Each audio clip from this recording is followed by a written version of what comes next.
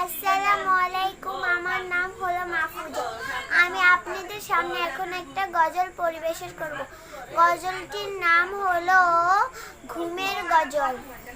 ঘুম যদি না আসে গভীর রাতে, প্রভুর প্রেমে জাগতে জিবিহাতে। ঘুম যদি না আসে গভীর রাতে, প্রভুর প্রেমে জাগতে জিবিহাতে। ঘুম যদি না আসে গভীর রাতে, প্রভুর প্রেমে জাগতে জিবিহাতে। পশু পাখি গাছ গাছালি প্রভুর প্রেমে যে